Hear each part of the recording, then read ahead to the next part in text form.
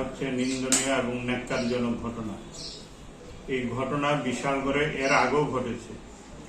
আমাদের বাড়ি ঘর সহ অনেকের বাড়িতে এর আগে বোমা নিক্ষেপ, পেট্রোল বোমা নিক্ষেপ, হাত বোমা নিক্ষেপ ইত্যাদি ঘটনা ঘটেছে। এবং আপনারা জানেন, বিশালগড় নাগরিক মঞ্চের তরফে বিশালগড়ের বিভিন্ন এলাকায় এ নিয়ে পোস্টারিংও করা হয়েছিল।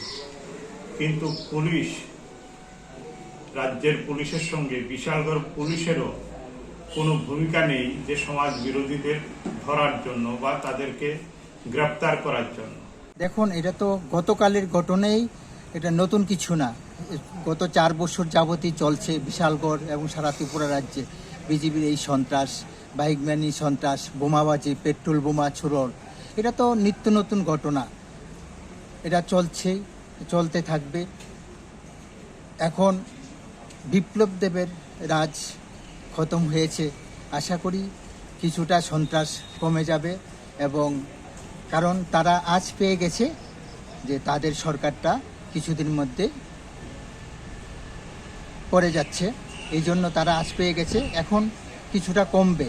তারা জানতে পেরেছে যে বিজেপির পায়ের নিচে মাটি নেই। কিছু সন্ত্রাসী আছে এখনো এই অপচেষ্টা চালাচ্ছে। এটা তো নিন্দা জানাই ঘটনাটাকে। কোনো কারো বাড়িতে মা বোন আছে, বাচ্চা টাচ্চা আছে, এই বাড়িতে বোমাবাজি করা, হ্যাঁ, বিষয়টা নিন্দনীয়। এটাকে ধিক্ষার জানাই আমরা। এটা বিজেপির দ্বারাই সম্ভব। এটা বোমাবাজিটা সিপিএম এর, কংগ্রেসের সংস্কৃতি। আমাদের বিজেপির মধ্যে এই সংস্কৃতি নেই। আমরা রাষ্ট্রবাদী দল, আমরা সবসময় রাষ্ট্রের চিন্তা করে কাজ করি। আর বিশালগড় এমনকি সারা ত্রিপুরাব্যাপী যখন একটা উন্নয়নের কাজ চলছে, বিকাশমুখী সরকার চলছে, বিশালগড়বাসীও খুশি। সেটাকে সেই মানুষের দৃষ্টিভঙ্গি ঘুরে দেওয়ার জন্যই সিপিএম এবং কংগ্রেসের ষড়যন্ত্রকারীরা এইসব চক্রান্ত করছে।